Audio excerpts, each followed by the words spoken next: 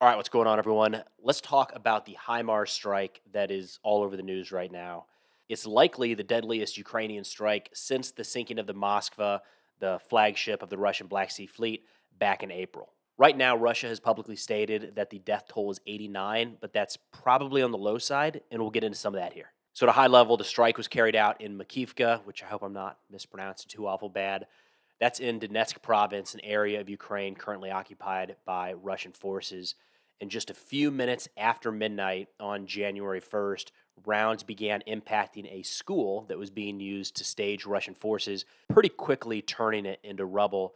And there's a couple items worth diving into here. So, first off, why were they there? It sounds like this was a group of recently mobilized Russian soldiers. If you remember a few months back, Putin announced that 300,000 new soldiers would be brought into the force to support the war in Ukraine. This is part of that grouping, part of those 300,000. So it's common in a war zone to have some sort of staging area a little way back from the front. It's an area where troops can pick up their equipment, get intel briefings about where they're headed, and maybe coordinate military transport to the forward lines. And it's likely that's what this specific building was being used for in this case. So, if these types of staging areas are used all across Russia and Ukraine, how are these in particular located?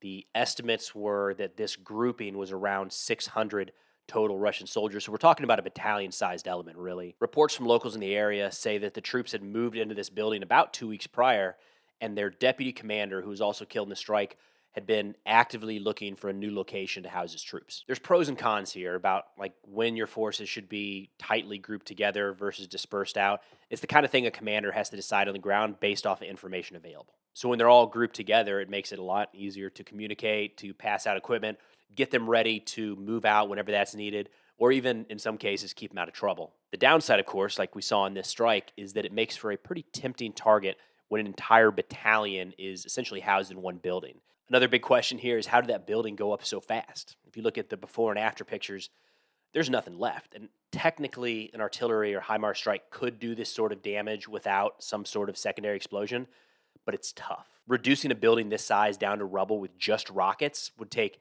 hours of sustained bombardment. But in this case, there were early reports and they continue to flow.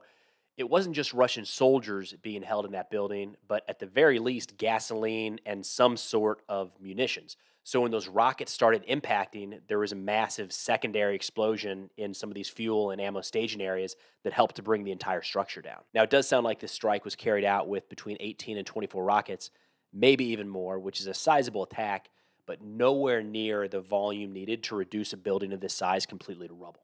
All right, so moving into a few more of the contentious topics here. How was that specific building targeted?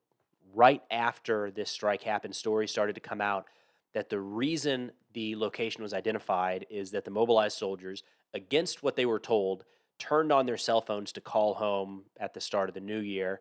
Ukraine noticed a spike in Russian cell activity in one consolidated area, and boom, they released the strike.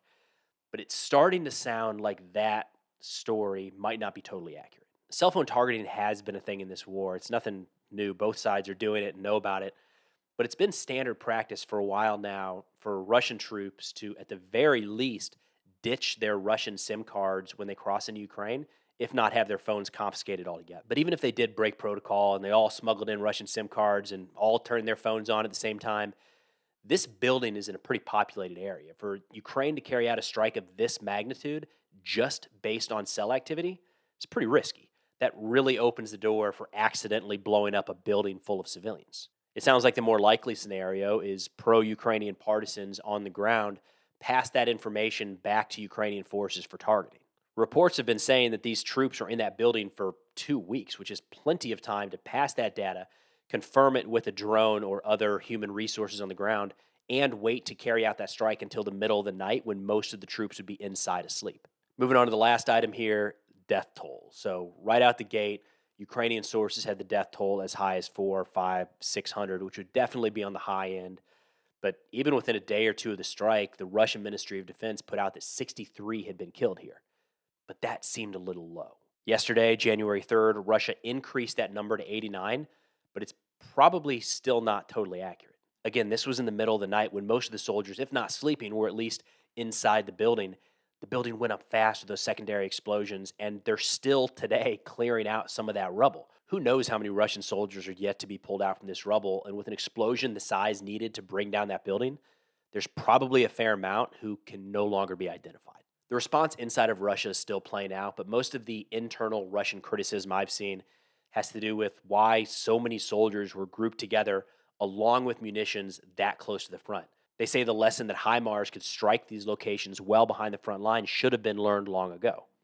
It's a fair point. Now, back when the Moskva went down in April, Russia really denied and misled their way around that entire event. And there were questions if handling it in that way would change the public perception of the war. It really didn't, at least not in any noticeable way. But those same thoughts are being tossed out now. I mean, these were recently mobilized soldiers who had barely begun their time in uniform, and apparent sloppiness in training had many of them killed or wounded before they even had a chance to get into the fight. There's likely going to be some questions inside of Russia because of this.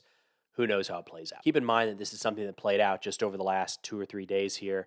And typically in war, the initial reports are at the very least not perfectly accurate. So just wanted to get some high level data out here on the strike. But I'll be sure to follow up as more information comes available.